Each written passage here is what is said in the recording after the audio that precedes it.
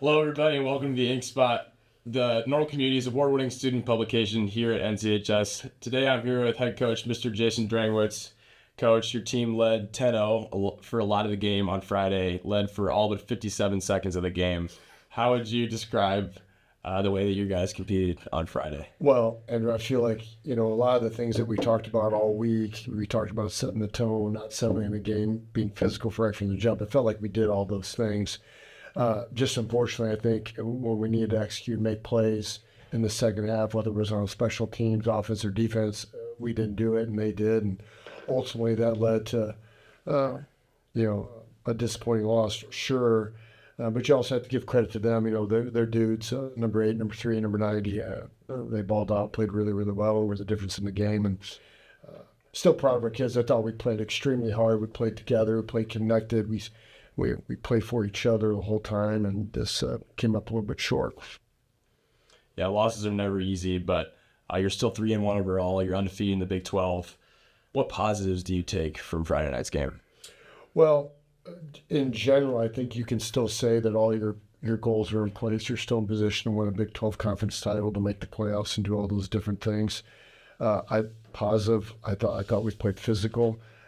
I thought we really stayed together and didn't become negative with each other when there's opportunities to do that in the game. And we fought to the very, very end. I thought defensively we were lights out for 3 quarters. I thought offensively we actually ran the ball really, really well. Cole Kipketzinger ran the ball hard and played well. Luke Potts made some plays.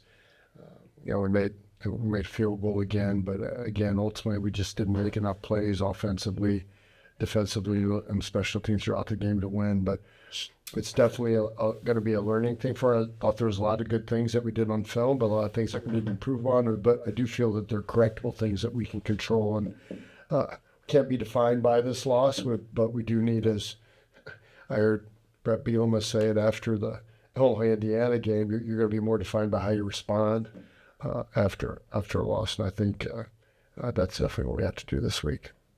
Yeah, can you kind of take us through how Kankakee was able to seize momentum in the fourth and what you kind of saw unfold on those plays? Well, I think what allowed them to seize momentum was some ineffective play on special teams. The first half, with the first kickoff of the game, we're up 10-0. We get the ball, we let the kickoff hit on the ground, we pick it up, and we get the ball at the 5-yard line. We get a first down, and we get a false start penalty. So I think some self-inflicted wounds and penalties offensively hurt us, our inability to execute special teams, and then just our couple breakdowns here and there defensively, whether it's not keeping the quarterback contained or running by a running back or not staying your back pedal long enough. And if you allow teams with really good playmakers like 8-3 to do those things, eventually they're going to get you, and they did. But that being said, I thought, they scored to make it 10-7. We respond right away, go down and score again to make it 17-7. Felt good. And then they go on a 15-play and a 19-play drive to kind of put the game away. But it wasn't for lack of effort, lack of trying. And I think, again, if we could have got a first down here or there offensively and extended our possession with the ball, that would have helped our defense greatly. But then also defensively could have gotten a snap or, I also thought there was some unfortunate pass interference calls that were called, but, you got to keep playing. Yeah. Yeah, talk about that pick six late in the game. It kind of sealed it. It's a tough moment for pretty much everybody involved. What's the teaching moment for what is the teaching moment for your guys for your guys? I think the teaching moment in situations like that is, number one, you still have to execute at a high level, whether it's how you protect the route you run, where you place the ball as the quarterback. And I think there's a little bit of breakdown on all of these. The other teaching moment is that then you still got to rally and continue to play regardless, because we're still going to, if we can return the kick and score quickly, we can onside kick the ball back. And I thought our guys did a good job of handling that. They were disappointed, but they definitely weren't hanging their heads pouting. And, that was unfortunate. But that situation was a culmination of a bunch of other things, especially in the fourth quarter. I mean, it was 10-0 at the end of 3, so. Yeah, you guys had a ton of pre-snap penalties. Kankakee did as well. But How do you get that cleaned up heading into Well, one, that's definitely my fault as the head coach. In little detail, it's executing like that, and when we don't do those things, that's on me as far as the discipline in the program and how we hold our kids accountable, set the standard that we don't do that. I think we're going to adjust some things, how we do it in practice this week.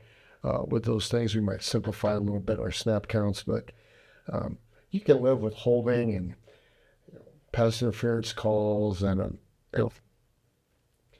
effort plays, but when they're mental mistakes, those just carry in, put you behind the sticks, and a couple of them we false started. The play was on first out.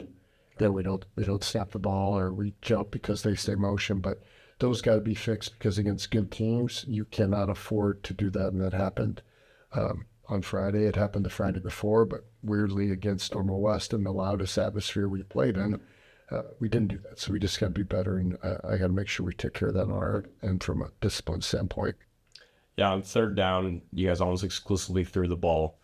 What's the key to making those third downs more manageable so you can maybe open up the playbook a little bit more? One, you can't get penalties and move yourself behind the stick, put yourself behind the sticks, whether it's 1st and 15 or 2nd and 10 or 3rd and 10. Number two, we got to be more effective, more efficient on first down and putting yourself in 3rd and 3, 3rd and 4, as opposed to 3rd and 7, 3rd and 8, 3rd and 9, 3rd and long. But then we still have play call for that, and we got to execute. But again, most people are going to see what the quarterback does, but really it's a culmination of, to make those third down manageable, you got to protect. You got to be disciplined in how deep you run your routes, where you're at, and then the quarterback's got to execute, make his reads and throw, and all which I think we definitely can get better and need to get better at. Yeah, when you watched the game on Friday night, or you just looked at the stat sheet, Murphy Brennan was everywhere. Can you talk about his presence defensively? Yeah, I mean, Murphy has been, I thought he would have a good year, and he's been outstanding. And I think that goes back to how he started preparing himself in the winter. And he had a great offseason in the winter, not just with doing stuff that we do after school, but all the extra stuff he was doing along with some other guys. And then on top of that, his preparation into the game plan that Coach Logue puts together, he knows it inside and out by Monday or Tuesday. And I think when you prepare yourself physically, you prepare yourself mentally from January till now, you're going to play at a high level. And then it's just really important to him, and it means a lot to him. So really proud of him. He's been a dominant inside linebacker, in my opinion, in the first 4 weeks of the season. Yeah, you've learned a lot about yourself through 4 games. I know there are a lot of unknowns coming into the season. What will be the biggest points of emphasis in practice this week and the rest of the season? So I think, the messaging when we meet today is, it's got to be, hey, we lost good. Good things come from losses, and everybody's got to take extreme ownership and look at themselves and what can I do to make us better. Starts with me, starts with our coaching staff, our players. I think. What was the question you asked? What you asked me? Just like in practice this week. Oh, yeah. Sorry, I'm Monday. I think, attention to detail. I think we got to simplify some things, maybe stat count-wise, because we can't afford pre-stat penalties. We're going to handle those things a little bit differently. We're going to do things a little bit differently, how we call on plays at practice, try to get it more game-like. Same thing defensively. And then we got to put our head down and go to work and improve on all the little things. If you really watch the film in moments of where we didn't execute and make plays, it really can go back to your day one fundamentals, your stance, your eyes, your post-snap technique, your first step. All that stuff matters. Yeah, it is the midpoint of the season. How do you use a game like this to set the tone for the rest of the year? It's funny to use the phrase set the tone because that was kind of our mindset going into the game this week against Kankakee, that we need to be set the tone. We couldn't just settle in.